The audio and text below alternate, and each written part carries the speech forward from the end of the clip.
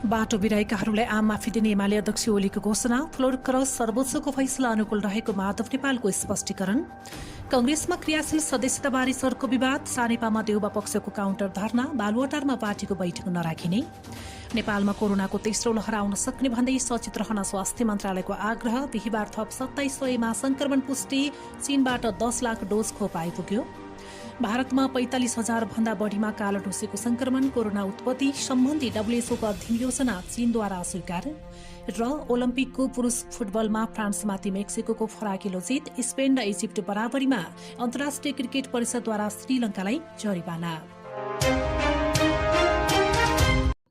नमस्कार, दाक्सु टिभीको official YouTube मार्फत प्रसारण भइरहेको दिनभरको मुख्य खबरमा स्वागत छ। म गोमा परियार। हामी हरेक दिन तपाईमाझ ताजा बुलेटिन लिएर उपस्थित भइरहेका छौं। हाम्रो ताजा बुलेटिन सुन्न रहनको लागि दाक्सु टिभीको अफिसियल युट्युब च्यानललाई सब्स्क्राइब गरी बेल आइकन थिच्न नबिर्सनुहोला। अब खबर विस्तारमा।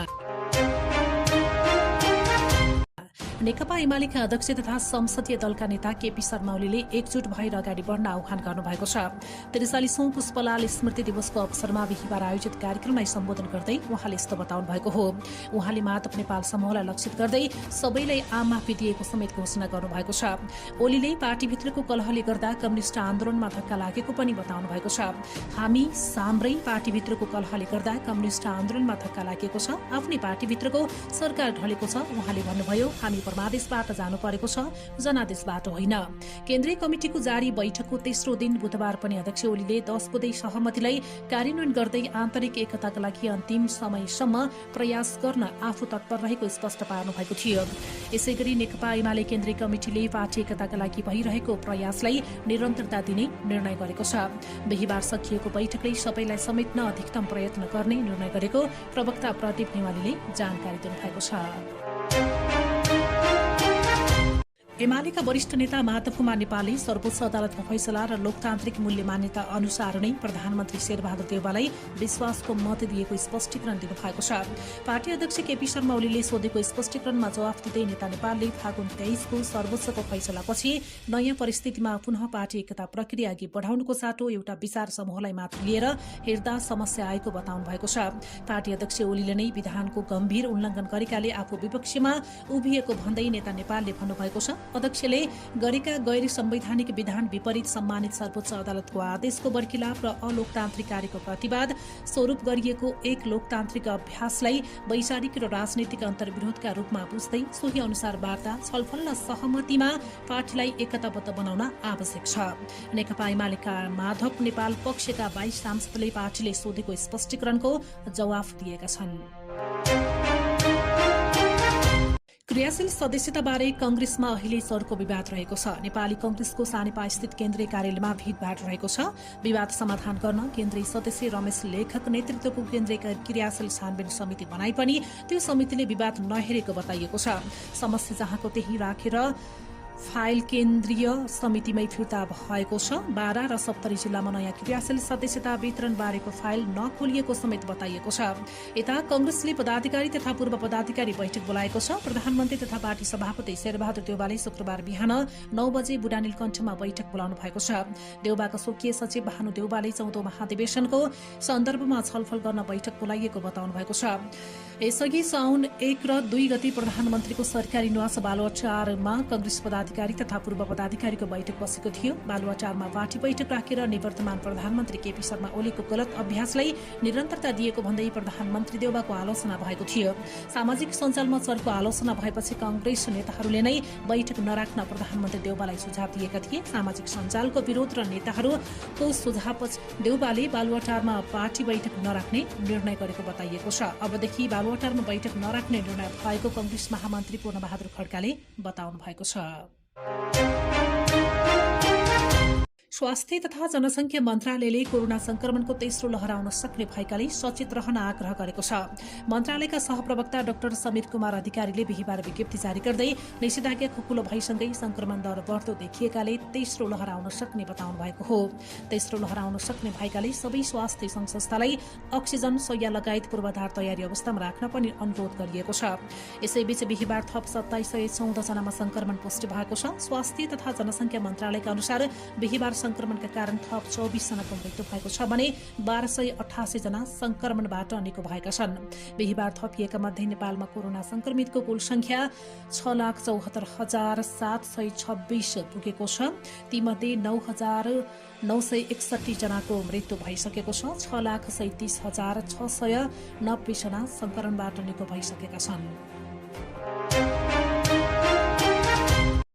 सरकारले चीनसँग खरिद गरेको थप 10 लाख डोज खोप बिहिबार दिउँसो नेपाल आइपुगेको छ। बेजिङबाट 10 लाख भेरोसेल खोप लिएर नेपाल वायुसेवा निगमको एयरबस बिहिबार 2:15 बजे दिउँसो त्रिभुवन अन्तर्राष्ट्रिय विमानस्थलमा अवतरण गरेको हो। जसपा नेपालको आधिकारिकता सम्बन्धी विवादबारे निर्वाचन आयोगमा दुवै पक्षको दावी बहस सकिएको छ। आयोगको इजलासमा पार्टीको आधिकारिकतामाथि दावी गर्दै महन्त ठाकुर पक्षबाट 8 जना र उपेन्द्र यादव पक्षबाट 6 जनाले बहस गरेका थिए। पार्टीको आधिकारिकता दावी गर्दै अध्यक्ष उपेन्द्र यादवले निर्वाचन आयोगमा निवेदन दिएपछि अर्का अध्यक्ष महन्त ठाकुरले पनि दावी प्रस्तुत गर्नुभएको थियो। त्यसपछि आयोगले सो विवादको निरूपणका लागि इजलास गठन गरी श्रावण 3 गतेदेखि बहस चलाएको छ।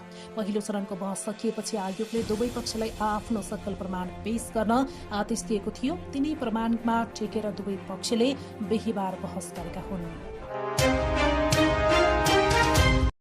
राष्ट्रिय सभाका सांसद रामनारायण विडारीले विपक्षी नेकपा एमाले कोरोना फैलाउन लागेको आरोप लगाउनु भएको छ। बिहिबार राष्ट्रिय सभाको बैठकमा बोल्दै उहाँले सड़क प्रदर्शन मार्फत एमाले कोरोना फैलाउन लागेको आरोप लगाउनु भएको हो। यसैबीच बैठकमा बोल्दै सांसद विमला राई पौड्यालले नागरिकता विधेयक पारित नगरेर सांसदहरूले ठूलो अपराध गरेको बताउनु भएको छ। उहाँले संविधान अनुसार नागरिकता पाउनुपर्ने 6 लाख युवाहरू नागरिकता विहीन हुनुको जिम्मेवार सांसदहरू रहेको टिप्पणी पनि गर्नुभएको छ। नागरिकता विहीन हुनेहरूको पीडाले सांसदहरूलाई छुन नसकेको उहाँको भनाइरहेको छ। सार्वजनिक यातायात व्यवसायीहरूले बिहिबार काठमाडौँमा प्रदर्शन गरेका छन्। प्रदर्शनका क्रममा व्यवसायीहरूले चक्रपथ वरपर गाडीको र्याली निकालेका थिए। व्यवसायीहरूले आफ्नो सार्वजनिक यातायातका साधनसहित र्याली निकालेका हुन्। र्यालीमा निस्किएका सवारी साधनहरूको बिहिबार सड़कमा लामो लाइन देखिनुका साथै ट्राफिक जामको समस्या पनि देखिएको थियो। यातायात व्यवसायीका साथ बुँदै माग तत्काल पूरा गर्नुपर्ने भन्दै सार्वजनिक यातायात केन्द्रीय महासंघ नेपालले प्रदर्शन गरेको हो। महासंघले कोभिड खोप सम्बन्धमा यातायातको भाडा एवं ट्याक्सीको शुरूआती कुल समायोजन सम्बन्धमा 20 वर्ष पुगेका सवारीको अवधि थप सम्बन्धमा यातायातको बीमा छुट, यातायातको कागजपत्र नवीकरण र जरिवाना छुट गरिनुपर्ने माग राखेको छ। नेपाल राष्ट्र बैंकले आफ्नो र नेपालका सबै बैंकहरूको प्रणाली सुरक्षित रहेको स्पष्ट पारेको छ। अपरिचित व्यक्तिबाट फोन र इमेल मार्फत प्रणाली ह्याक गर्ने धम्की दिएपछि राष्ट्र बैंकले यस्तो स्पष्टीकरण दिएको हो। राष्ट्र बैंक र नेपालका बैंकहरूको प्रणाली सुरक्षित रहेको नेपाल राष्ट्र बैंकका गभर्नर महाप्रसाद अधिकारीले बताउनु भएको छ। अपरिचित व्यक्तिबाट फोन र इमेल आयो, त्यसपछि हामीले आफ्नो र सबै बैंकको प्रणाली परीक्षण गर्यौं, सबै ठिक पाएका छौं, गभर्नर अधिकारीले बताउनुभयो। बैंकले प्रयोग गर्ने फायरवालहरू सुरक्षित र ठिक अवस्थामा पाएको र अन्य बैंकहरूले पनि आफ्नो प्रणाली सुरक्षित रहेको जानकारी केन्द्रीय बैंकलाई गराएको गभर्नर अधिकारीले बताउनु भएको छ। अब विदेशका खबर। कोरोना महामारीपछि भारतमा कालो ढुसी संक्रमितको संख्या बढ्न थालेको छ। त्यहाँको संघीय स्वास्थ्य मन्त्रालयका अनुसार 45,374 जनामा कालो ढुसी संक्रमण हुँदा 4,332 संक्रमितको मृत्यु भएको छ। बिहिबार राज्य सभामा कालो ढुसी रोगको विषयमा उठेका प्रश्नहरूको जवाब दिँदै स्वास्थ्य तथा परिवार कल्याण राज्य मन्त्री डाक्टर भारती प्रवीण पवारले यस्तो जानकारी दिएका हुन्। पछिल्ला दिनहरूमा कालो ढुसी संक्रमणको दर घटिरहेको उनको दावी रहेको छ।